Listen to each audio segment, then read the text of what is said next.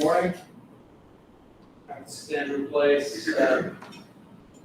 I want to call this meeting to order of the Energy Resilience and Efficiency Working Group. It's a hybrid meeting today. We're meeting on the campus of Johns Hopkins University, and we also have work group members online.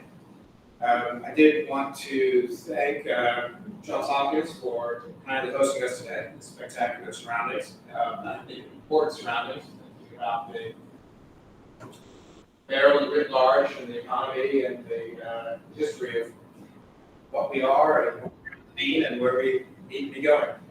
I would note that this is being live streamed. We also are recording. The recordings are currently running. This is a public meeting. The meeting minutes will be posted following the meeting today. At the conclusion at 10:20 today, we will have a 10-minute public comment period as well. And with regard to that, during the formal discussion today, the participation is limited to members of the work group. Appreciate the very glad that people are on from the public to observe this meeting. But the last 10 minutes at 10:20 is the time for public engagement on this.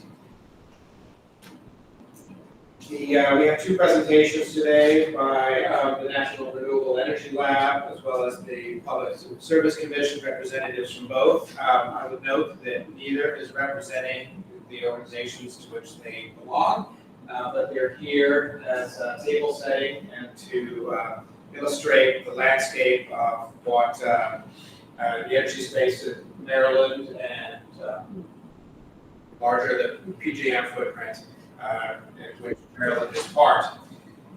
The purpose of today's meeting is really two parts. One, as I noted, is this table setting piece. So we're all on common ground on the technology, on the supply and demand side, the power sector, as well as the second piece. We have 20 minutes set aside for discussion, which with the intent of the work group contributing to what the output of this group will be.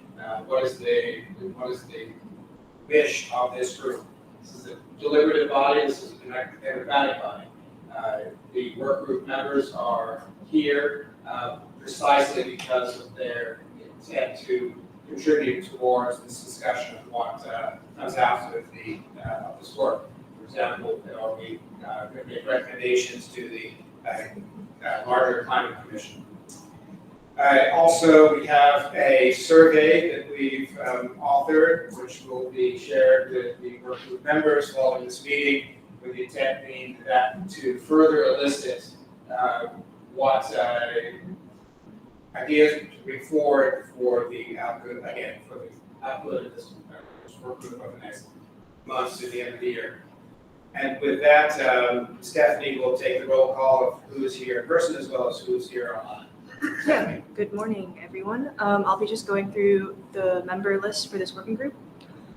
Senator Katie Fry-Hester, Delegate Lorig Charkoudian.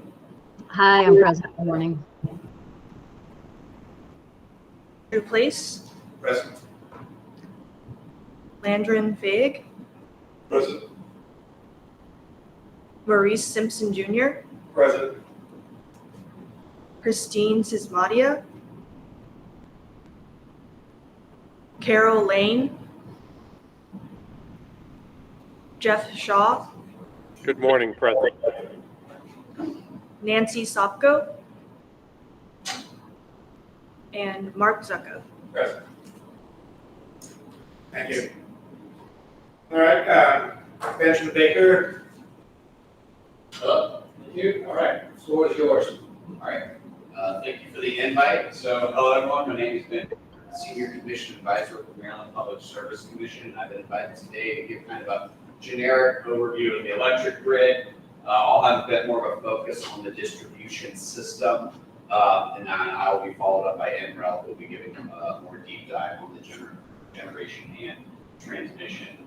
So just before we get going, obviously the views expressed today are my own and do not necessarily reflect those of the Maryland Public Service Commission. So the three parts I'll be covering are one, high-level review of the grid, a little bit about planning, a little bit about how it works, Two, upcoming things that are impacting our grid, which really upcoming, they are here, modernization and electrification. And then finally, just a quick survey of things happening at the commission, for those who might be interested to get involved or to have discussion about things that are happening there that we could look to add on to. So, next slide, please. Thank you. And I'm going to be bounced a little bit between slide 3 and 4. 3 is really the word version of the picture that is on slide 4. So the electric grid is 3 parts. Electric, which is generation, also known as supply, transmission, and distribution. And so really those 3 parts make it up. Historically, the grid has been operated by what we call vertically integrated utilities that own each and every part of that list. Here in Maryland, our utilities only own the distribution system. And so the other 2, the supply and transmission components, are part of what's called the bulk power system, which is overseen by PJM, who is regulated by the so effectively federal entities. And that was a result of, well, supply came out from under our jurisdiction under the 1999 Power Act, and transmission, that's always been more at the federal level. So anyways, so the statement I want us to focus on before I flip to the next picture is really that bullet point needs to ensure there's enough supply and a sufficient network to move the supply instantaneously to meet demand within reasonable parameters. So we don't usually like to read, but to break that down for us, the first part of that is pretty generic and simple, which is basically we need to make sure there's enough generation and we have to have enough wires to move it all around, and that's the planning process. But the unique thing about energy relative to other commodities is really historically it's been needed instantaneously. And so basically somebody turns on a light, some generator further down the system immediately works just a little bit harder to meet that demand. And so typically all of our processes, a lot of processes in the operations of the network, things that either might confound us or as we work through solutions are that need to pretty much instantaneously meet customer demand with an electron that is coming from a generation source. And so, and that energy storage, which I'm sure this group will be talking about, is something that's helping us break that paradigm a little. That there's always that instantaneous demand. And then within reasonable parameters. So we don't plan the grid assuming that all the lights are going to be turned on at once, that the work that the commercial customers and industrial customers are going to run the most intensive processes all at the same time. We're planning for what is the likelihood, or probably what we call the 1 in 10 peak. We're planning for what is the most likely event in the next 10 years, and that is the load I'm preparing to serve.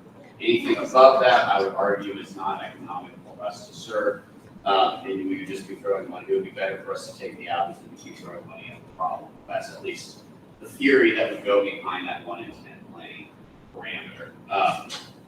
Other words you're going to hear in this planning space: planning reserve margin. That's at the supply level. Typically, we have a 15% margin is the accepted planning margin within the power markets throughout the United States, which is I want if I have a demand of 100 megawatts, I want 115 megawatts signed up, ready to serve load in case there's outages or my weather forecasting is wrong.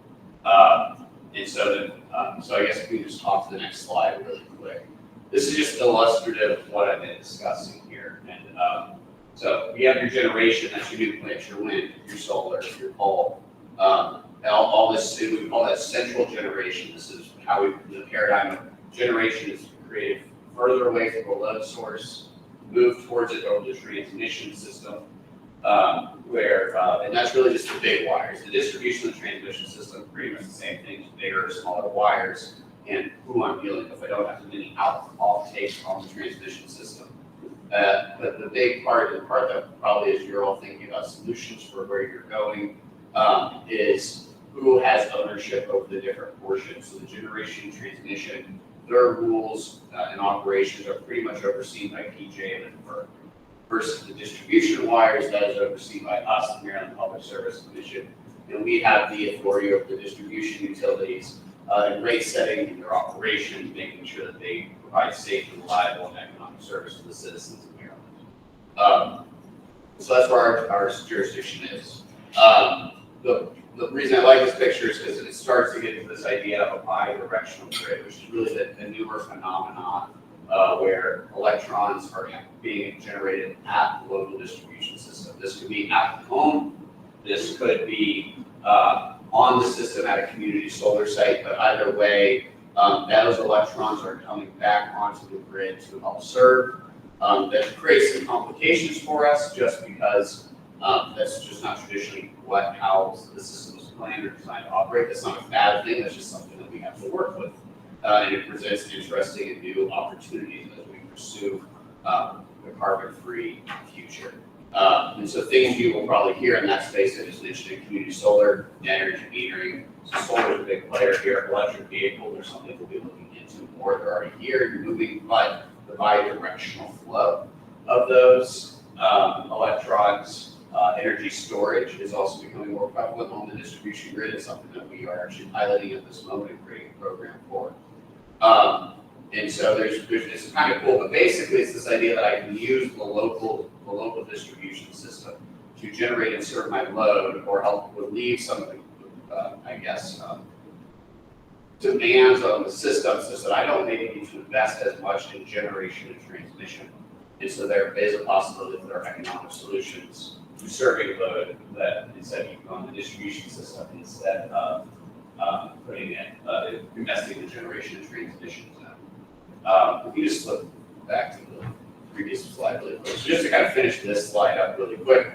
The last thing on that, where we do have jurisdiction on supply and transmission, we do have siting authority for a number of large generational services in the Ireland. So somebody wants to build a generator, they want to build big transmission. We are the body they come to give us all the certificate of public necessity and convenience. We review that application and we say yes or no to the building in a location. That's really our authority within the G&T world for our generation and transmission. But we also do ourselves intervene in front of FERC to try and get policy outcomes that are beneficial for America. Cindy, when you have a second, go to slide 5. Thank you. So, grid modernization. So the next 2 slides are really, I'm going to say, kind of trying to think about more what are things happening in the last 10 years and going forward that are going to be important for us as we consider how to meet our carbon-free future and to have a more reliable grid. So these efforts usually fall under the catchphrases of grid modernization or electrification. And really with grid modernization, this can really mean many things, but I like to usually think of it just as what are recent innovations that we can leverage to better serve our loads. These can be AMI meters, which are basically smart metering historically, or some of our utilities still do. Read the meter with meter readers, something going to your home. But now we have maybe something that we all assume would already be there, but we do have meters that allow us to avoid using meter readers, sending the data in real time back to the utility. That allows us to do much more interesting things in terms of incentivizing customers' behavior and more planning the grid at a more nuanced level. One thing I mentioned in the previous slide is this idea of boosting capacity, which I can touch on in a minute. Distributed resources, which we kind of already touched on, renewables, which aren't exactly new, but there's still something that we are working through in terms of how you integrate it more efficiently on the grid, probably put it with that energy storage, smart inverters. And so there's just a number of cool things that are happening in terms of how we can better, I guess, optimize our electric grid and allow the consumer to be plugged in more to utilizing the grid being part of the solution as well as being a consumer of the energy.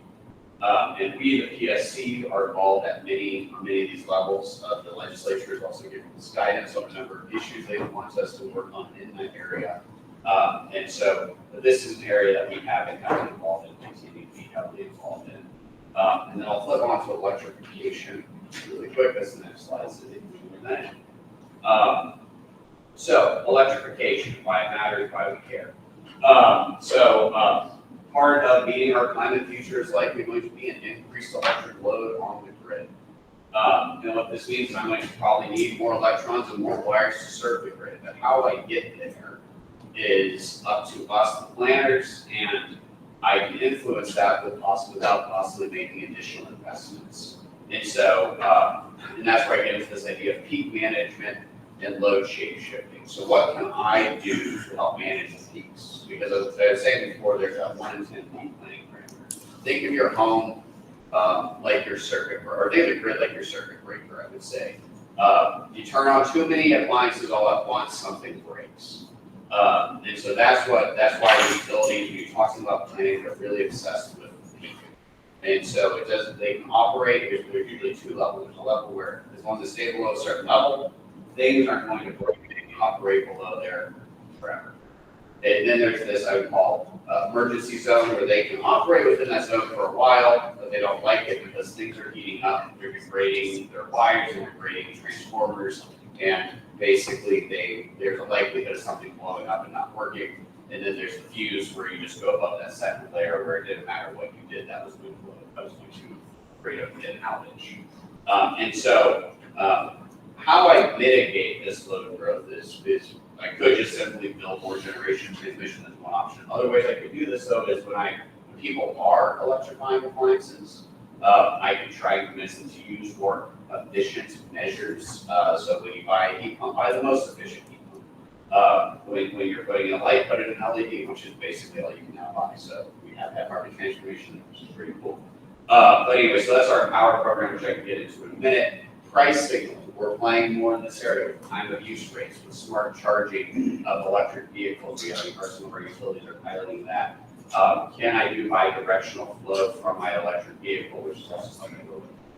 And then finally, when we're preparing our homes, whether we're going in there to do an upgrade or ability to do a home, I can do more to make sure the home is ready to take on more electrons in the future as that customer adds more appliances to the home.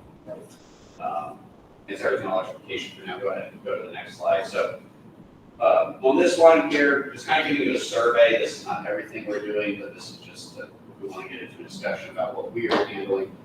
We do have a distribution system planning process at the PSC. When I say process, what we're working on right now is I say creating a much more transparent stakeholder process. So that work group has been engaged for over a year. They've sent in a report to the commission that we now have to rule on and give guidance on where we want them to go next as we establish the rules for this much more transparent planning process. We have our marquee energy efficiency program in power. This is where we give customers incentives, nudges to change how they use electricity on the grid, so energy efficiency, demand response. I put beneficial electrification out there because we just got the law passed that is going to allow us to incentivize customers to electrify appliances within this program. So that's pretty cool, and we'll see how that rolls out for the next year. We'll be working in the fall to add that to our program. And then finally, we have I'd say within the last 5-10 years, become very hammered work groups. So we have work groups for a lot of things. We have an energy storage program where we are creating a procurement process to cost effectively procure 3,000 megawatts of storage. Electric vehicle pilot, which is basically our utilities are testing different incentive structures for customers to integrate electric vehicles onto the grid. We've had time of use pilots, and we're going to have more work in the time of use set area as we keep going. Interconnection, I just want to stress that as being very important, something maybe people don't think about as much. Which is when somebody wants to add themselves to the grid, whether it be on the distribution system or on the bulk power system, they have to work with the local utility to basically say, can I build here? Can I add my load? Can I add this new resource here? The utility is going to study that. They're going to say yes or no, you can. If they can't, then they're going to say, here's the price for you to connect to the grid. And so it's actually a very important thing. We have an ongoing work group dedicated manner to the matter, rotating our rules about once a year on it right now. That's how important it is. I did mention posting capacity earlier. That's something for this group to just be aware of and think about, which is basically when the utilities are planning, they're also thinking about, because that backflow I was talking about earlier, they're thinking about how much DER distributed energy resource can I put on the grid in this one location before I have operational problems. And so this posting capacity is important to help us more quickly tell the distributed energy resource where they can more optimally mill along the grid without triggering an upgrade. Go ahead. Just to clarify your point, so, yeah, big discrete pieces, clearly you are a gatekeeper in that partner. But if a household was to add a heat pump or electric vehicle, you'd be blind to that, right?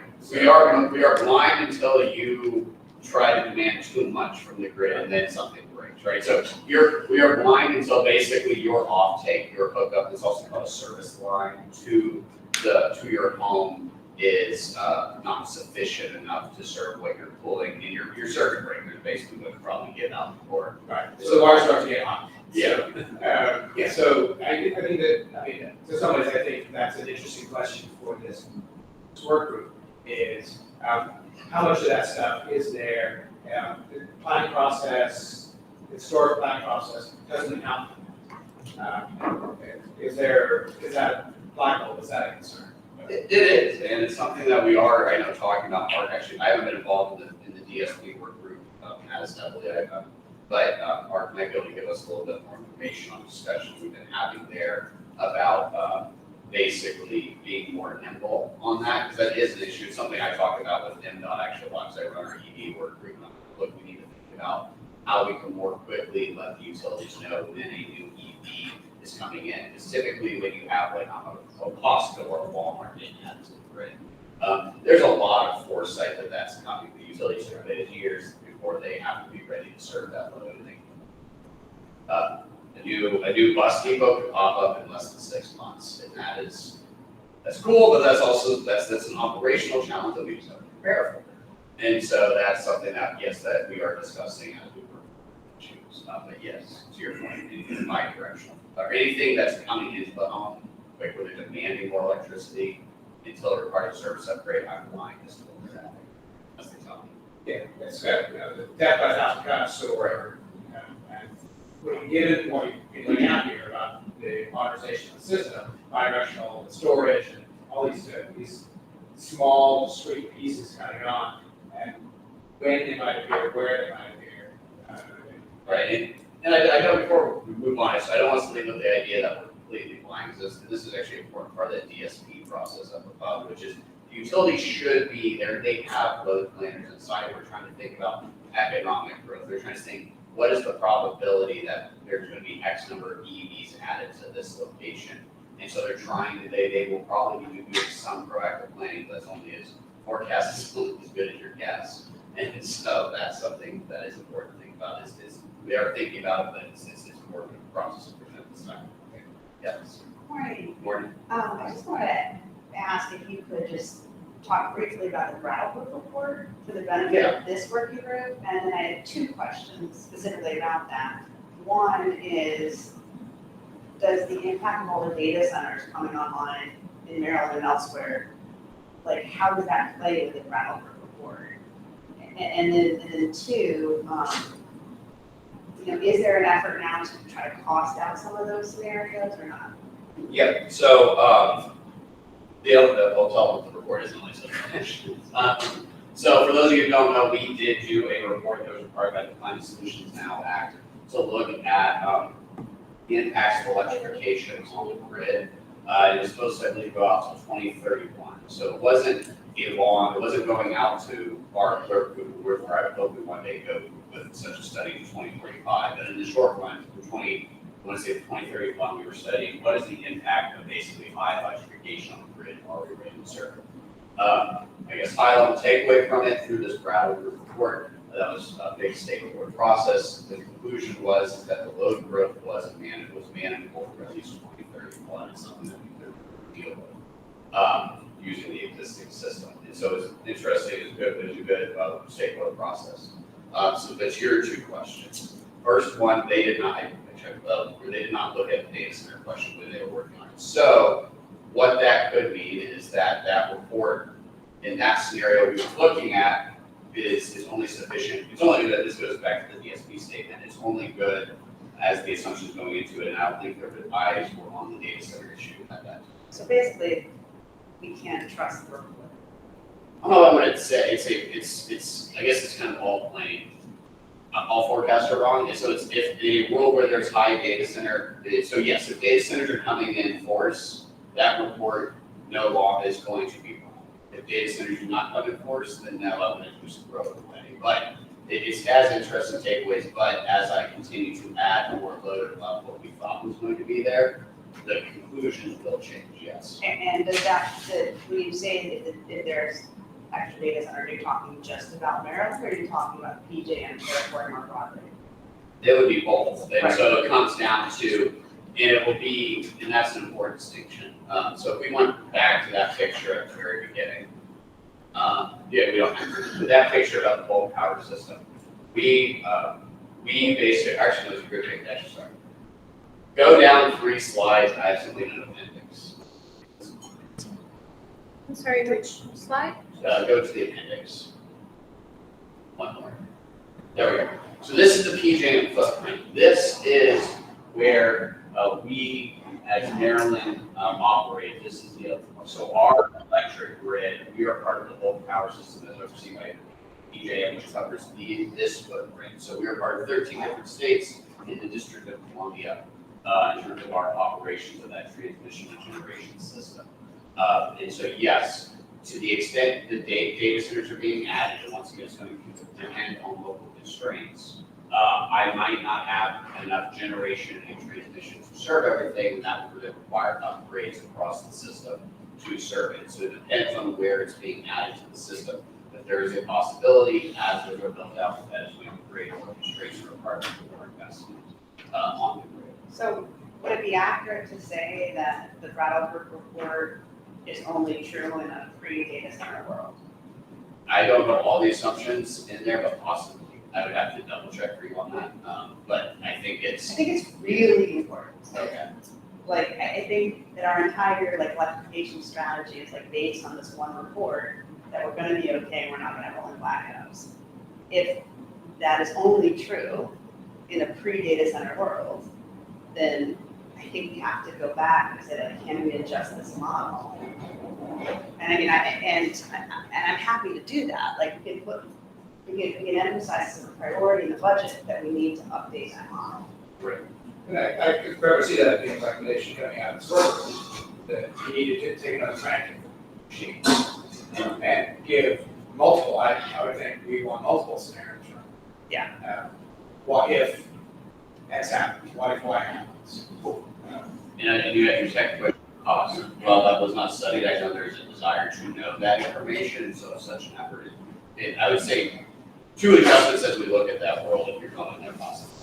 One, let's see if we can extend that study further out in time to think about trying to go further into a decarbonized future, not just 2031, but 2, also what is the cost implications of these decisions. So that Brattle report was not as focused on the cost. And obviously they said, look, we think these are manageable peaks. Maybe there will have to be some investment, but there wasn't a conclusion to it would be significant investment. But it's always nice to know when they say some or significant, what is the dollar figure attached to that? And so that's something, if that is an area people are interested in going, that's a question we've done about that report. It wasn't part of the original parameters, so it wasn't included, but it'd be something, such an interpretive thing required in the future. We encourage is going to go there.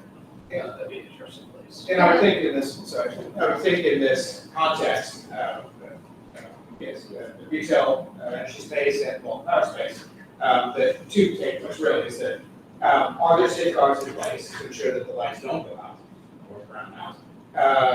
But also, what is the planning process? Is there sufficient planning process like the recent FERC 1920 to ensure that there is transparency, there is foresight, and PJM knows that stuff is coming on, and it's sufficient time to ensure that wires get built or generation gets built to support. Right, and that's where, obviously, that's pointing out, where we will have to think about what are our different avenues for influencing policy change at the federal level. Because obviously, since we, the PSC, don't have written a lot of oversight over G&T, as I was talking about, we have that CPC and siting authority. But outside of that, we really our best avenue for influencing change or influencing the policies is intervention at FERC, or we are part of what's called policy My apologies for not knowing the acronym OPIS or SI. And that is a group of state commissions and I believe energy offices that are working that focus on these bulk power system issues. And I know that there's been a big push there to work on improving the PJM planning process to be more transparent, trying to think of more nimble solutions. And so we're coming at it from more of a, I guess, intervener status in there, but we are trying to influence change there in a way that we can partner to help better get policy or planning decisions in place that would help prepare for a more transparent, I guess, modernized future that would be helpful. So, Yeah. Speaking of planning, just wanted to make a quick note, the Climate Solutions Now Act does include the 2045 goal to reach net zero by 2045. So on the point of planning and trying to keep in mind how such a study would be designed in the future, if such a study would be designed again, a longer view could be helpful in keeping in mind our climate goals as well as other considerations. I think, so the context of what you're speaking of here is that, are we at an inflection point? Or are the safeguards that historically been in place sufficient and also least costs? Or are we at a very good world? I think that's worthy of consideration. We're coming close to time. yeah, no, so I mean, I have effectively, the slide where I was going through our survey, that was really just, that was basically the conclusion slide. So I know I've thrown a lot at you all. I would love to answer any questions you have and talk more with you. Additionally, I can make sure you all get my email in case you need it. I'll ask all the questions. Thank you for your time. Go ahead. Thank you. Yeah, thank you very much, Andrew. True Mind from NREL is with us today, virtually, to speak of not only the REEDS tool, which system planning, as well as, so again, thinking about the bulk side of this. That side is the retail space that Benjamin's spoken to, as well as he's also reaching out more broadly, but thinking of more of that regional perspective on bulk energy. Sure. Thanks, Andrew. Should I share my screen here? I'm sorry? Oh, Cindy, you've got it. You guys can hear me okay? Yes. All right. Well, thanks, everybody. I'm getting a little bit of echo back. I don't know if you guys are getting. Yeah, we're not hearing that. You're not hearing? Okay. I will proceed then. Well, thanks, everybody. Thanks for the introduction, Andrew. As Andrew noted, my name is True Mai. I'm with the National Renewable Energy Laboratory. I've been a researcher here for the past 15 years or so, working in our grid planning and analysis center. We'll get into kind of a few slides about the types of work that we do. Just to clarify, Andrew and Cindy asked me to participate mainly to present on this REEDS planning model that gives you kind of an example of kind of the scenario process. I think we covered, many people might be familiar with that. I heard the note of the Brattle study and whatnot. It's kind of a similar type of process, but focusing on the bulk power system side rather than on the distribution side, as was noted. This set of slides that I'll be focusing on really is on the national scale type of work that we do. So not specific to Maryland or not specific to the PJM area, but I could happily discuss some of the implications there to the extent that I'm aware of those things going on. So next slide. One note about NREL. So we're one of 17 national labs, the only one focused on renewable energy. The lab is based in Golden, Colorado. I'm actually out in California, so it's still early my time. So apologies for not getting enough coffee, but hopefully this presentation is useful to you all. Next slide. So I have a lot of material to cover in the 30 minutes or so that I'm allotted here. So it may be a little too much. There's a reference slide at the very end for some of the work that I'll be presenting and my contact info. So please feel free to contact me afterwards if we don't have time to discuss. I'm going to cover some background. Thanks to Ben for covering much of that already. So I'll go through that pretty quickly and then talk about the tool itself, the regional energy deployment system kind of optimization tool. And then finally, an example of how that tool is deployed for a particular electrification study, which is consistent with the discussion before about what happens if load grows in a certain way, what's the value of different flexibility measures and the like. Next slide. Okay, so as Ben noted, there's multiple components of the grid. He was talking about more of the distribution system. For the purposes of this presentation here, I'm really going to be focusing on the generation transmission. So the higher voltage bulk power system side, yes, there's interesting things going on in the interface between those two. We'll touch on that a little bit, but really we're talking about bulk power systems. So in your case, kind of the PJM scale or even kind of Eastern Interconnection scale planning system. So next one. There are, as we talk about planning, of course, reliability is, of utmost importance here, along with whatever policy demand and affordability considerations you might have. How we like to think about this is kind of 4 pillars of reliability. This is one way to categorize this. The first is around capacity. Do you have sufficient capacity to meet not just your peak demand, but, all times of grid stress? And again, we'll get into this a little bit more. As Ben noted, you don't plan to 100% reliable system. That's not really the planning target. It's 1 in 10 or whatnot. We'll get into that a little bit more. But you need sufficient capacity to meet those types of needs. That capacity has to have enough flexibility in it to be able to ramp up and down, considering the variability on both demand and supply side, outages and the like. And then ultimately, the physics takes over, and you really need to maintain within a certain range of frequency. In the US is 60 hertz and voltage, so you don't damage your equipment or create cascading blackouts. So really, this is one way to think about it on what the system needs for reliability. So planning needs to account for all 4 of these. Next slide. Another way to think about it,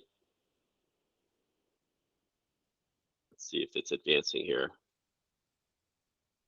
is the same kind of outlook, but you need to, in this slide, it's really to think about the components of reliability under these 3 R's: resource adequacy, operational reliability, and resilience. And under each of those, you could kind of see the types of things you need to consider to maintain reliability within each of those categories. So resiliency, as the name of this working group states, is does include things like how do you recover from a big storm event, from a cyber attack, from other kind of human caused events. Operational reliability is when you're operating the system, do you have your commitment and dispatch decisions in a way that you could accommodate uncertainties with outages of a certain generator, a large contingency, et cetera. And then finally, resource adequacy, which is really what my talk will be focusing on, is did you plan enough in the kind of long-term horizon to have enough resources to account for all of these other aspects, especially the uncertainties on future load growth and future both demand and supply availability. Next slide. So this is my last one on kind of the basics here, which is the difficulty here is you have to deal with both the physics and the economics all together. And really those two combined, you're looking at 15 orders of magnitude in timescales. Ideally, you'd be accounting for all of these timescales within a single planning tool. That's not practical, it's not possible. Our focus for this presentation is focusing on the orange here, which is along the planning timescale. Are we building the right resources, giving the right lead times for transmission and generation? But we need to also account for some of the other shorter timescales, the higher resolution on the temporal side of does that ultimately that portfolio that we come up with, can it operate reliably with all the other factors that I mentioned in the previous slide? So that's really the challenge of all this here. But again, my focus is really on the orange timescale here. Next slide.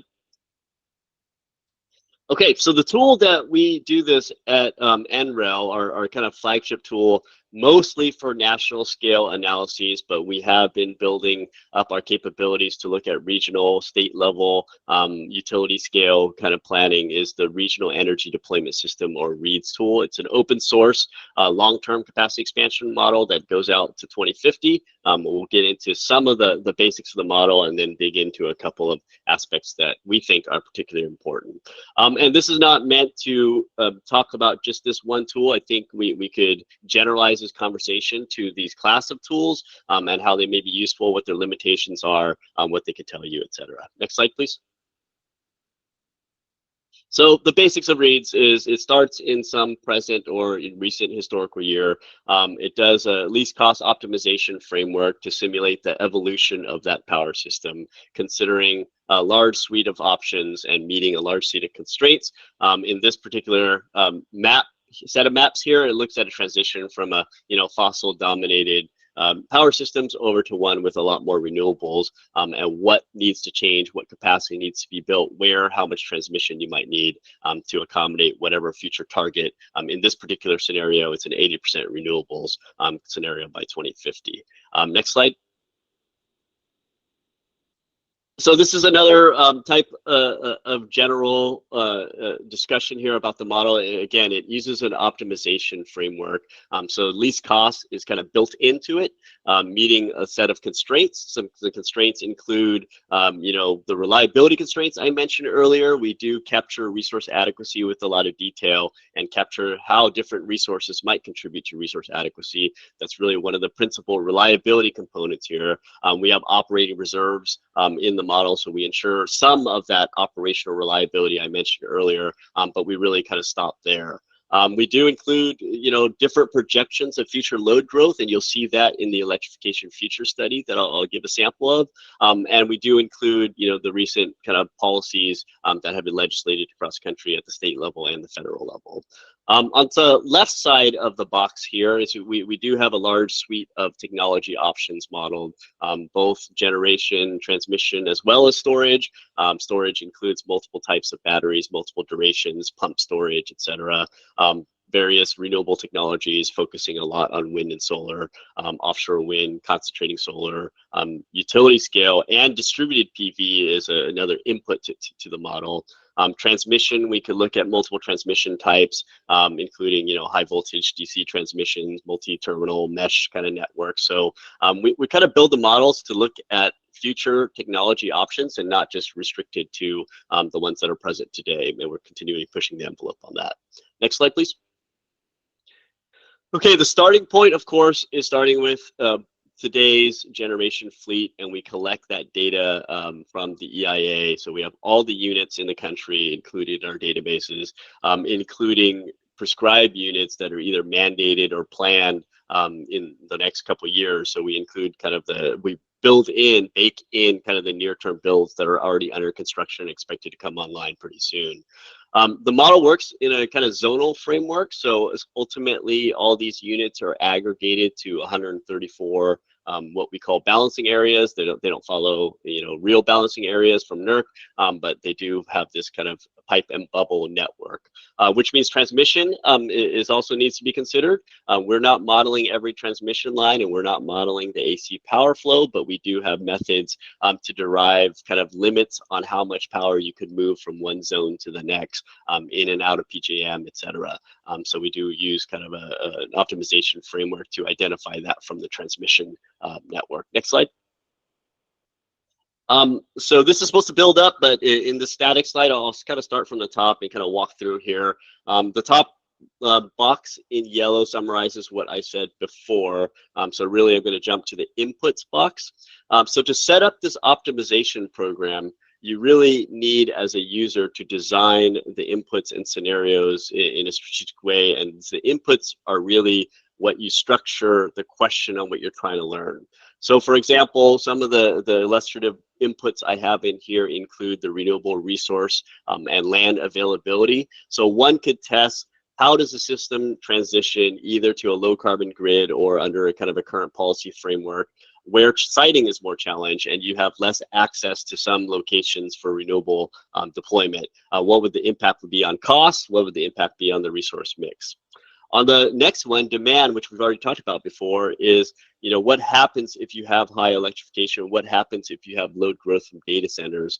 And you have to specify what the profiles are for those, because as Ben noted, kind of the peak demand, or more generally, what the shape of that demand profile in the future has a big influence on all those factors I noted before. Technology costs and availability, what options are available, how much is offshore wind in year 2035 or whatnot could impact the solution, impact the cost to the overall system and to the local consumers there. So you can evaluate some of those technology side, both on the limits to technologies as well as innovations. What if a breakthrough occurs for battery storage? What does that imply for battery deployment as well as solar PV, for example?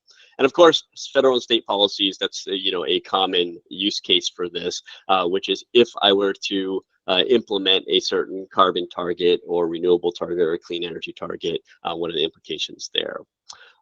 So all that gets into the REEDS model. It then puts out what you see on the right there. And sorry, I know there's a lot on here, but essentially, we're looking at the resource mix on the bottom right there, what capacity of what technology, the blues or the wind, the yellow or solar in this illustrative scenario, what power plants do you retire and what do you replace it with? How do you meet that changing load? The generation stack shows you how do you operate, what is the dispatch characteristics of each of these generator types, and then the transmission is a similar story at the top, and then other metrics like carbon emissions, SOx and NOx, prices, electricity costs, system costs, and like are all kind of outputs of the model.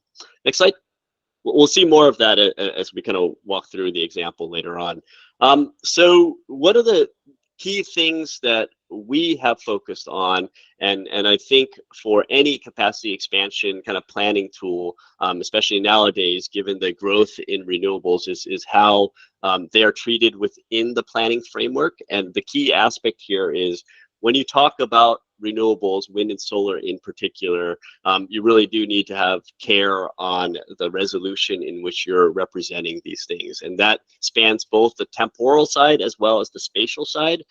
So of course, the question is, how do you make a reliable system when the wind doesn't always blow and the sun doesn't always shine? So to know that, you really need the profiles of these different resources at every location to be able to plan around their variability and uncertainty.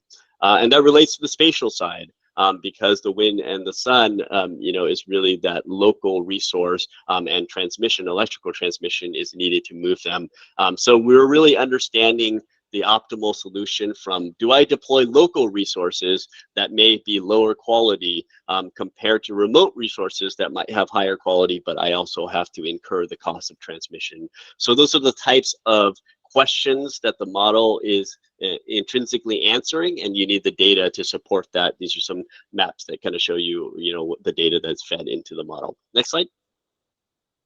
And that gets into resource adequacy.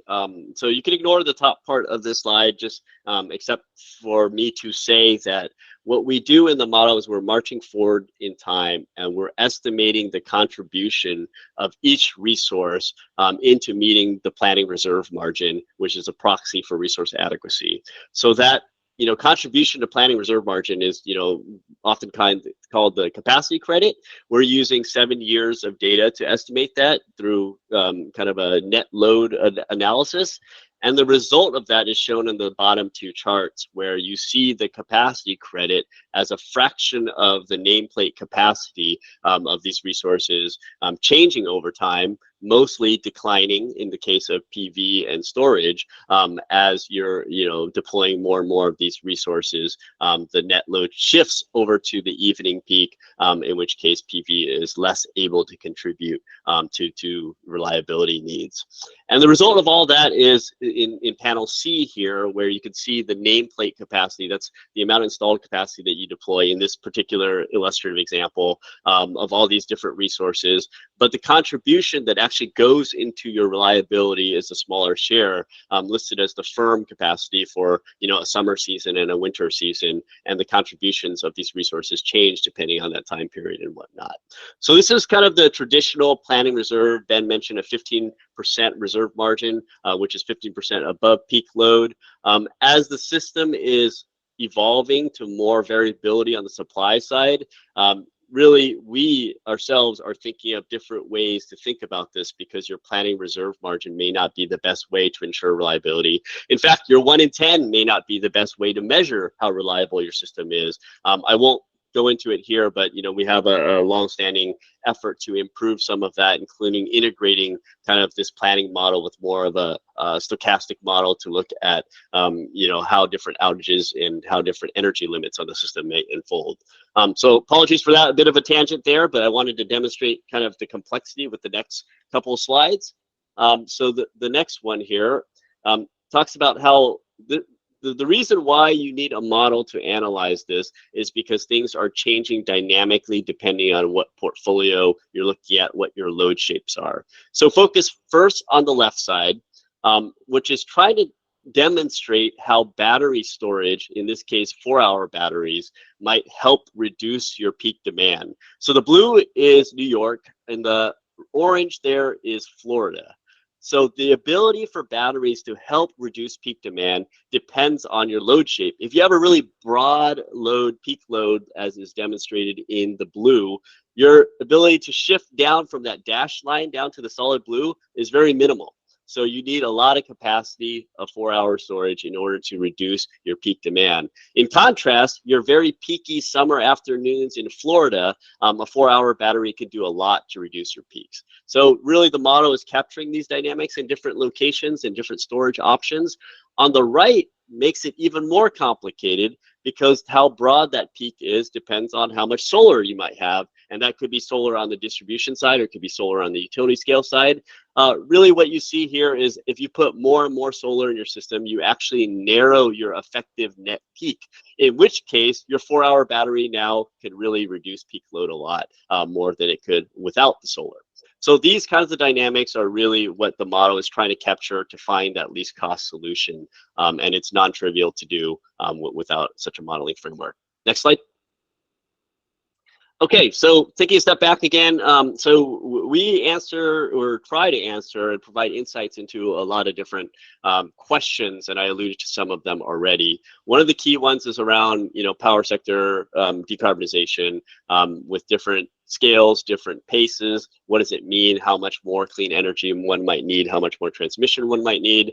So that's kind of one set of questions with some examples here. Next slide. Another set of questions is more on the technology innovation side. So one of our main sponsors of our work is the Department of Energy. So we do look at innovations along different technologies. Offshore wind is a recent one that we've been focusing on, and offshore wind is, as you may know, further complicated given kind of the economics as well as the transmission needs on the export cable side and how you design the transmission system there. So that's kind of one. Another use case here is on the technology side. Next slide.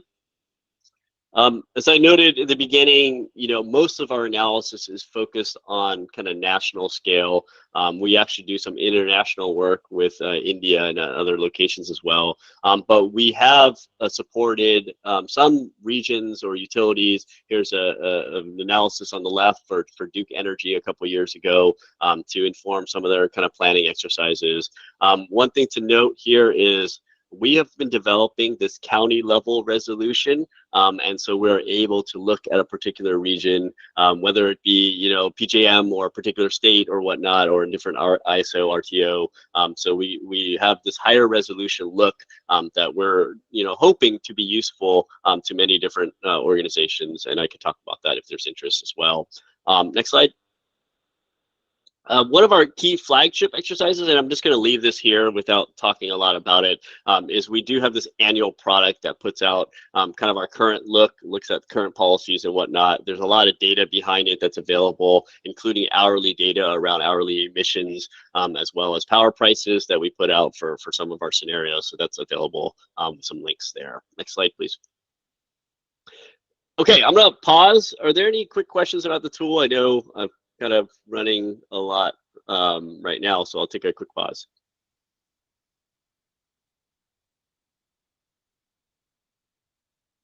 I think there's a hand up. Lori? Sorry, go ahead. I was just curious, do you have a list of all the federal and state policies that you were using? I'm just specifically looking for the IRAs. Yeah, I think I heard that. So for the federal policies is, the easier one. We do include the Inflation Reduction Act. We're implementing, 111 right now because it's the regulations as well. So those are some of the bigger ones. The IRA is difficult to implement with, the hydrogen credit, depending on the emissions, upstream emissions, et cetera. But we're trying to get all of those tax credits and clean energy incentives on the supply side from the IRA. This is the supply side only model, so we don't have EV tax credits and the like. For the state side, we are tracking every year. We update all the state policies, and that mainly includes clean energy and renewable energy standards. We do have all the carve outs for some of the renewable energy, so we have the offshore mandates, solar carve outs, and the like there. So hope that helps. We document this. So in terms of availability, this is an open source model. So there's the GitHub that one could just pull down and get the data files. It's not too user friendly, but it is available. We put out a documentation every couple of years or so that lists all that, which is slower than real time, but it is available as well.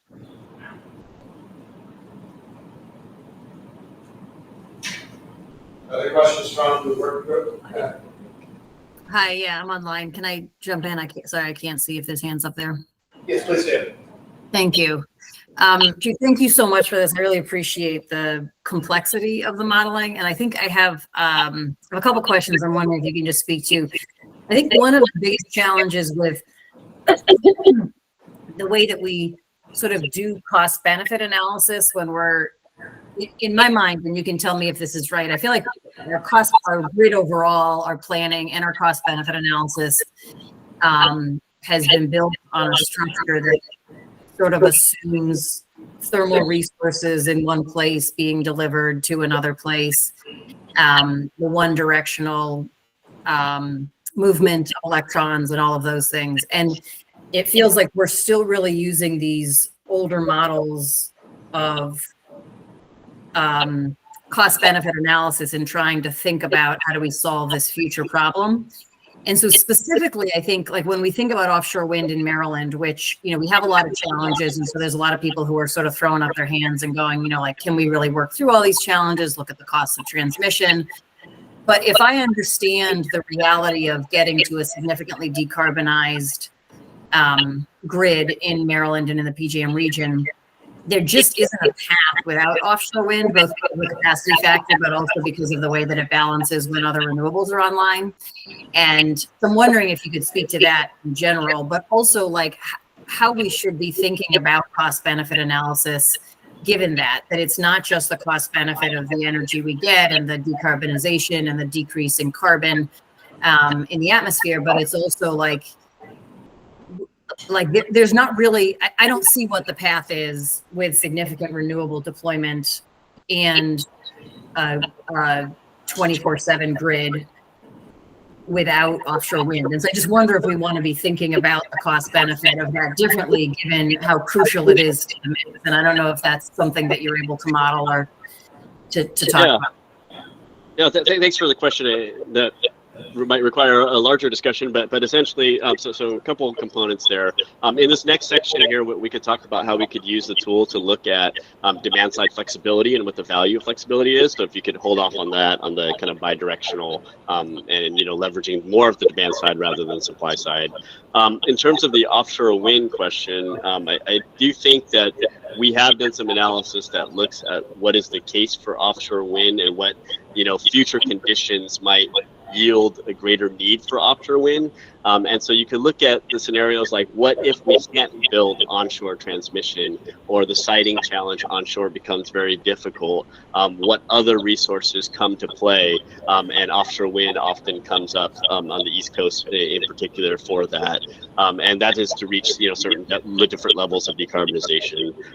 We also, on the cost benefit side, have done some work that looked at different offshore wind transmission configuration and using the offshore wind, both the wind itself, the wind turbines themselves, as well as the transmission system to help provide that more reliable at lower cost solution by trading interregionally on the offshore side instead of on the onshore side. So we are looking at these future configurations and trying to find a solution that is, most beneficial. And my last kind of overall response is we report, not just the carbon emissions themselves, but also the air pollution emissions, and then we monetize that through kind of simple data functions and whatnot to help inform that cost benefit discussion. That is not just in the power system cost, but you do get a benefit if you incur higher rates. You do have these air pollution health benefits as well as climate benefits. And Drew, this is Ed Place. Just to note, we're up at the top of the hour. We're tight on time, but a couple more minutes if you can. Sure. Can I jump back on the slides? I'll do this in a speed reading way. Appreciate it. All right, so electrification future study, Ben already provided a lot of intro, so I'm going to skip through the first couple slides. If you go to the next one. Okay, so essentially, we want to look at what happens if you have significant load growth from all kinds of electrification, except for data centers. So apologies there. This is a few years ago. So vehicles, heating are the two big ones. We did look at industry and whatnot, but we came up with several scenarios on how future load growth might occur with different levels of electrification. As you can see on the right, on the chart on the left there, a lot of that load growth in our scenarios is driven by electric vehicles. So it's that large blue wedge there. Is growing and leading to that demand that is increasing by 40% or so compared to today. So really, vehicle electrification we're seeing is kind of one of the main drivers of annual load growth. If you go to the next slide. However, as Ben noted, it's not just the annual amount; it's also the profiles, including peak demand. And that's where other forms of electrification become super important: buildings electrification, space heating, etc. And what you see in these maps are how today, or in 2015, most of the U.S. is summer peaking is from air conditioning load. But as you transition into high electrification, you can see all that blue. That's when peak demand is shifting towards the winter period, or a dual peak for both summer and winter, including in Maryland in our particular scenario. So planning changes. Your winter becomes more difficult for your solar and storage to meet the resource adequacy requirements. What other resources might be there? Maybe it's offshore wind with profiles that are correlated there. So that's the type of question we want to answer. Next slide. So this is an example of what the model tells you. When you have that load growth, what are the resources that you need to build to meet that load growth while meeting your reliability and policy constraints there? So this is from a few years ago, so it doesn't have Inflation Reduction Act. It doesn't have some of the state clean energy policies. Nonetheless, you're still seeing a pretty dramatic increase in solar and wind deployment, and then in the outer years, natural gas deployment. This is without a carbon policy, is to help support some of those resource adequacy. So you start to see some of these transitions. It's not shown here, but you start to see some of the retirement trends as well. Next slide, please. So I wanted to touch on flexibility before I end here. So we include in this not just if you have a high demand growth scenario, all the extra power system costs you need to incur, but how can the newly electrified load help support the reliability needs in a way that's cost effective? So we model demand side flexibility. We look at all these different sectors and we constrain them. We're not modeling specific time of use policies or aggregators bidding into the demand response program within PJM. We have more of a parameterized approach on when, how much, how many people are participating in a demand response, and we put that in the model to make a decision on whether or not to call that demand side flexibility. If you go to the next slide, ultimately what we see is one of the key values of that demand response is avoiding the need for electrification. So this goes back to some of the discussion earlier, is you can electrify, or you can electrify while evolving kind of the demand side to help with that future reliability. And what we see is under higher electrification, high flexibility, you really could avoid the need for building hundreds of gigawatts of new capacity into the future. And so there's a smarter way to electrify, and electrification gives you more opportunities to tap into that flexibility from things like managed EV charging and the like. So if you go to the next slide, ultimately, Bottom line is you could save a lot of money if you were to able to implement that demand side flexibility. Note that there's a value here at the bottom, $11 to $19 per megawatt hour is a gross value. We didn't model the cost to implement these programs, the cost to replace all the smart meters and the like. So, we have to take that with some caution there, but it does indicate that there's high value towards demand side flexibility under a high electrification world in particular. Next slide, please. Last slide, I have some resources here that how to use these types of planning models, what to look out for. We put this out just a couple of weeks ago. In fact, there's a beginner's guide, advanced guide, links to help if there's interest there. And then next slide is my contact info, and happy to have a discussion further. Sorry, Andrew, for taking more time.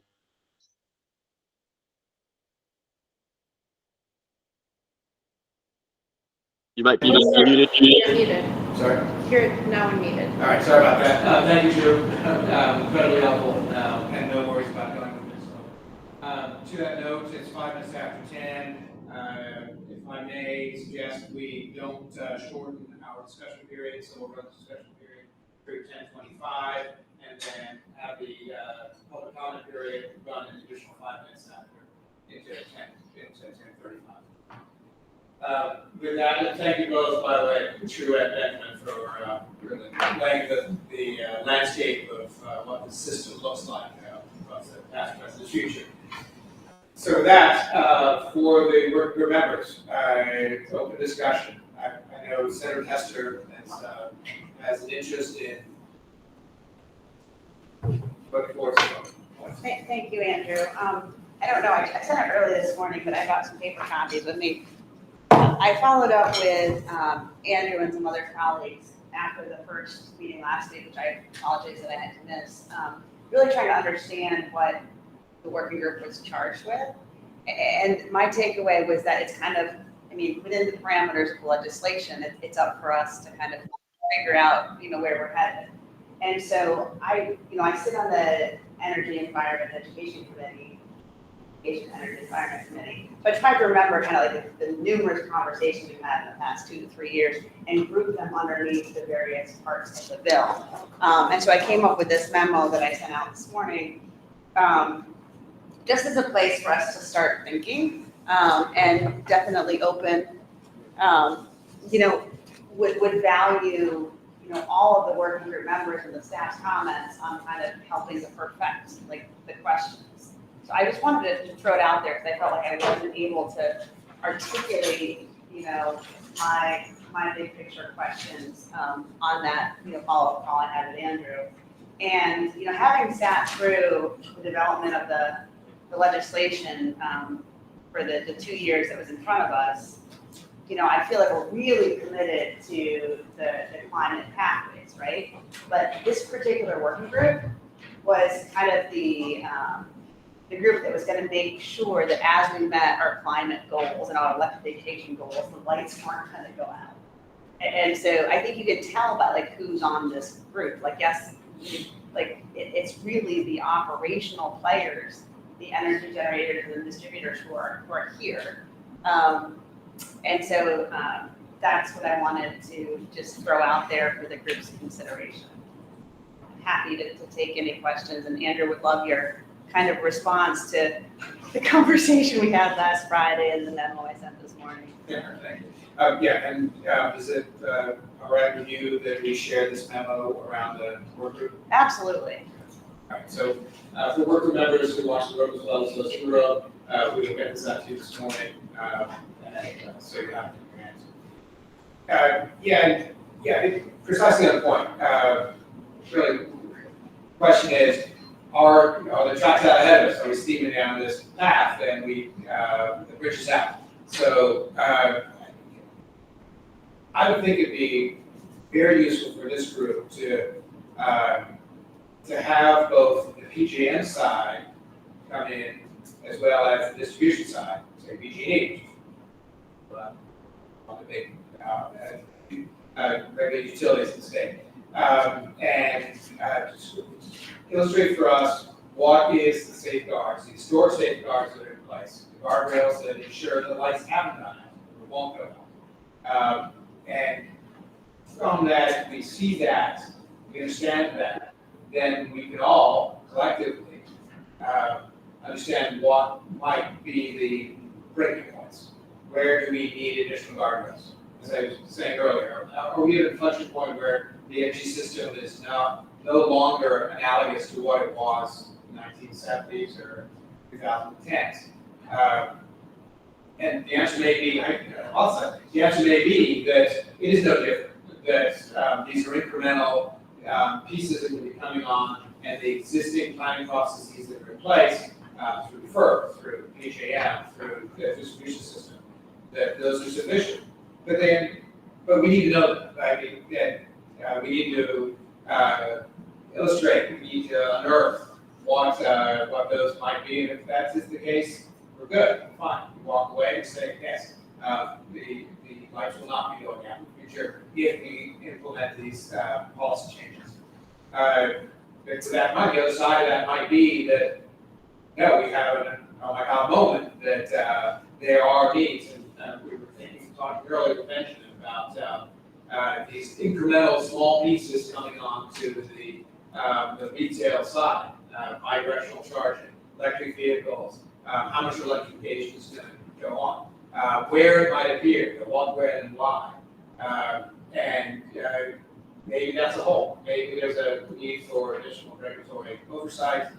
There's more statutory work that needs to be done. And so that was sort of the first piece I was thinking about, is lay out that playing field. So we all know we have a common language for what the existing regulatory frameworks are in place. We covered some of that today, but also then, as the stress test question is, as you pointed out in the router, do we need to turn the crank on scenarios and lay out, this is the policy we see ahead. The Climate Solutions Now Act has this 30,000-foot view of 60% by the economy in 2031 and net zero by 2045. Well, what does that really mean? And is there, do we need regulatory clarity or statutory clarity about when things will appear, what the drivers are for things to appear? Do we need additional incentives to drive conversion to space heating or electrification or electric vehicles or greater renewable penetration? The system at the moment is blind to that. We do not know what that black spot is, other than some rudimentary work that was done by Rattle on a very specific scenario. And I would task us with asking the question whether is that important that we write scenarios, we know scenarios about what we think the future might hold, and from there you can then crank the machine, and the PGMs can come back and say, no, that's a pinch point. This is a point of failure. In 2028, in Howard County, you will see congestion and inability of the system to handle it.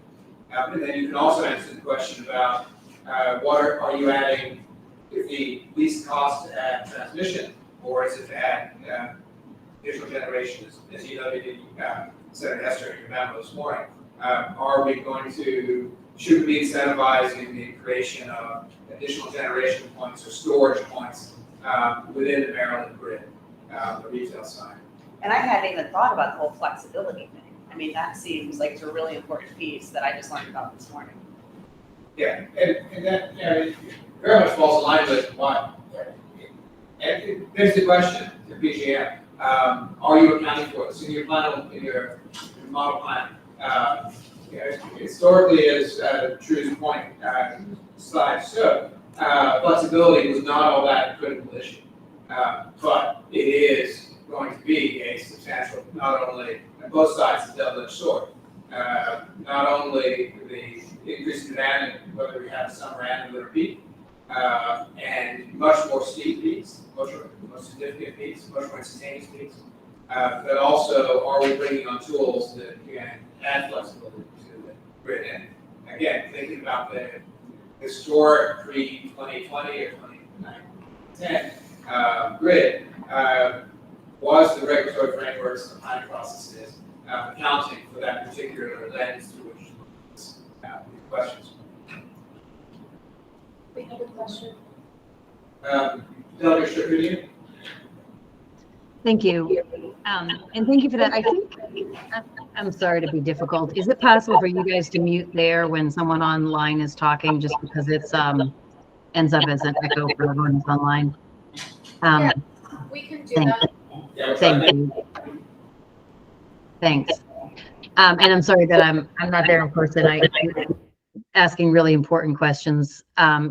This group is asking really important questions. And I want to sort of, while we're in the space of talking about what questions we're asking, I just want to challenge us to sort of broaden the questions out. And so, for example, that we not ask PJM, are we going to be at a breaking point? Because I can tell you PJM is going to show up and say, yes, stop renewables right now and save coal, because that's what they're running around to all the states saying right now. It's really important, I think, that we shift the questions that we're asking to say, like, we know where we need to go and what are the tools, both the technological tools as well as the regulatory tools, the market tools, and the statutory tools that get us there, because we also know that we can get there.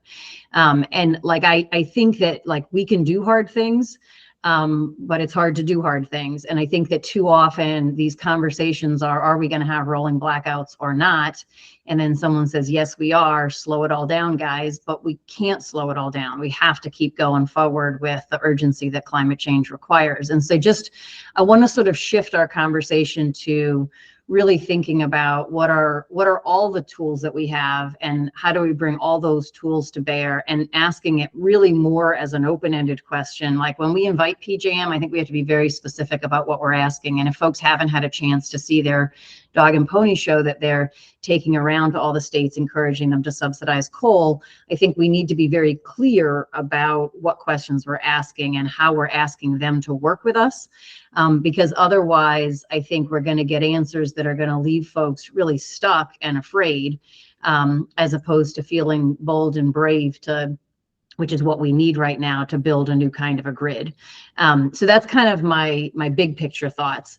More specifically, what I hope that we can really look at is, and this is why I think this question about the 2031, I think is really valuable that we got the 2031 electrification study from the PSC, and I appreciate the work that went into that.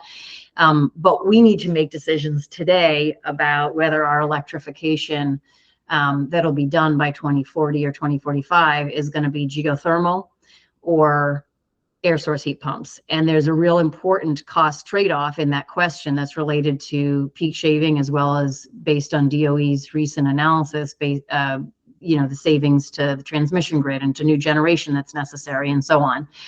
And so there's crucial questions we're making right now about how we do that electrification, both how we do the electrification itself, as well as what other tools we build into it, like bidirectional charging, demand response, and demand management. And I think, my concern is that we haven't done the analysis and the time horizons that are necessary, given how long-term the investments have to be. And if we're pushing air source heat pumps to everybody in the next 5 years, and then we find out that had we invested in ground source for half of those instead, we could save half the money we're about to pay on transmission, we're going to be in trouble in 5 years, right? So I think that I think that I want to sort of broaden the question to how instead of can we, because we have to. So the question is, how do we get there? And then I really want to think about, the time horizons that we do that. And I hope that all of us together, when we engage with PJM, we'll really challenge them to meet the present moment and the future moments, rather than sort of stay in this thought process of a grid that was built, for 1995. Yeah, thanks. Yeah, I keep thinking about that. I'm an MD. I was recruited in to answer all these questions or to address all these questions. I'm a former commissioner, vice chairman of Pennsylvania's Public Utility Commission.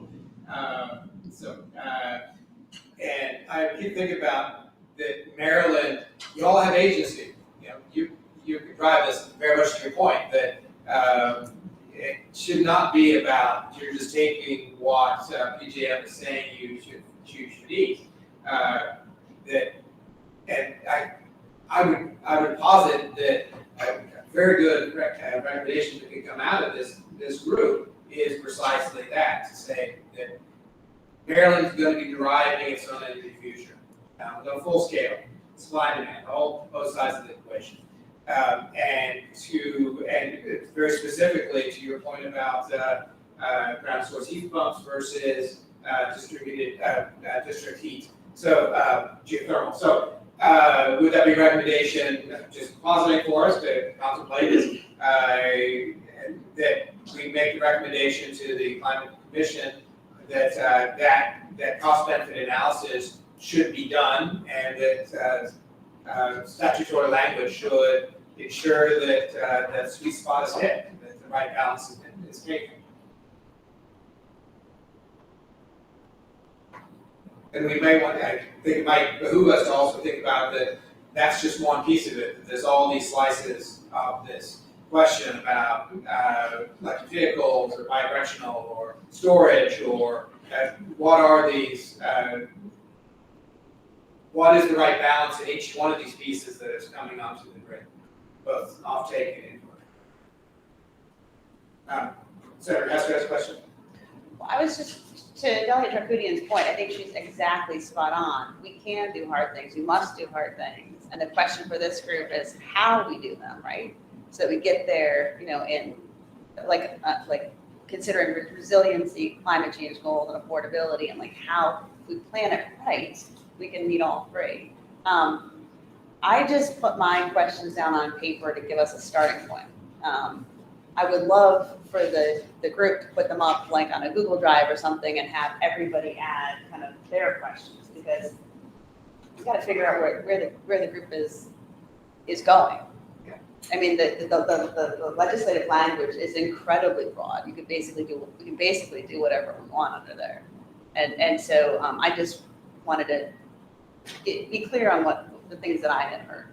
But it's just one person, and the diversity of this group, I think, will help us to really zero in on the questions that we want.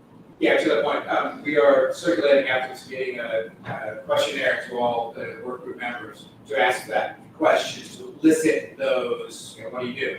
And I think your point is even one step more advantageous to do is a Google Drive that we contribute towards collectively. The state doesn't allow us to do that, but I can post it on our website, the memo. But the Google Drive piece, we're not allowed to. Okay, well, we'll work with the technical challenge, but we'll find a way to make a collective work product. Yeah, I mean, this isn't a final document, so I'd prefer it not be posted on NPA's website. I agree. Thank you. No, I agree, and we will. That's a deliberative document that we will work on, and there may be limitations to us using Google inside the state system, but we can do it the old-fashioned way, walking around the collective email. Other thoughts from the group? Yeah. First, real quick, Mark Zuka, I represent Potomac Edison. I'm an engineer by education. I've worked in our engineering operations group for 15 years, including distribution system planning in both Maryland and West Virginia. I do think it's really important, going back to Ben's diagram where you have the separate, you got transmission, generation, distribution, two separate, very related, but still separate problems that we have to solve. My experience is much more on the distribution side. The work groups have been mentioned. Unfortunately, not all of them, including distribution system planning, and we're tackling those issues right now. How do we the distribution system planning process is an iterative one. Maybe you look at a circuit every 5 years, it gets more congested. You look at every 2 years, and now you're looking at every couple of months because it's changing rapidly. And you see those things change. Whereas maybe a couple of EV chargers is not a big deal, maybe 10, 20. As it gets more, you continue to evaluate. So I think it's just really important that we kind of again, both issues are very important. We do get the question, for example, is this big data center going to cause blackouts in my neighborhood that's nearby? Those are the two separate problems. The data center is probably going to be connected to the transmission line, and it's going to maybe cause strains on the transmission system, the resource adequacy part of it, but probably not on the distribution system constraint part of it, which is going to be the other part of, are people electrifying in their homes or small businesses? things like that. So they're separate, but have a related point. And I think as we're working in this group, we kind of have to tackle it. Mr. Simpson? Yeah, I mean, I think that's very good when we talk about, transition and the point that we should think about CGN. I mean, we know that they're going to be, reliable, ensure reliability, but can they be more proactive in the transmission and build out, right? Like, it would be great to have the issues or ensure the transmission issues already taken care of by now, because we saw this coming. And so we're running into that problem that we planned for, that we planned to shut down Grand Shores. And now we have all this new stuff that we want to do. So how do in the short term we manage things that should have already been done, plus move towards the future?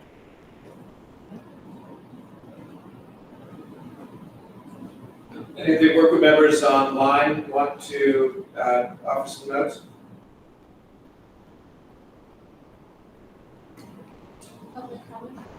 Yeah, so we are 10:25. So the takeaway here is that we are going to develop this collective document over the days and weeks ahead. Clearly, it's going to be a lot of rolling up our sleeves. It's challenging stuff. And from that, the ultimate goal clearly has to be actionable recommendations to the Climate Commission on how we address these questions. So I would suspect this document's going to start out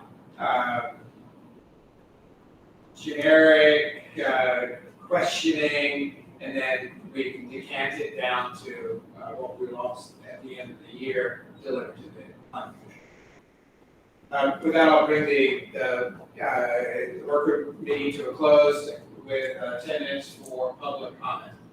So we have people in the room as well as people online. If you'd like to raise your hand, I will call on people as I see them. Any questions or any comments?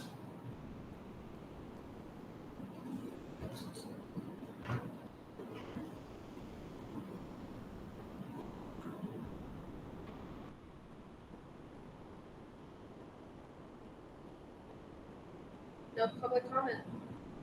All right. Seeing none, thank you very much. Thank you for those who attended the public, as well as absolutely very much for everyone who was online, the work group, and here in person today at Johns Hopkins. So again, we'll draw this to a close and look forward to our meeting 4 weeks from now. Good day. Thank you.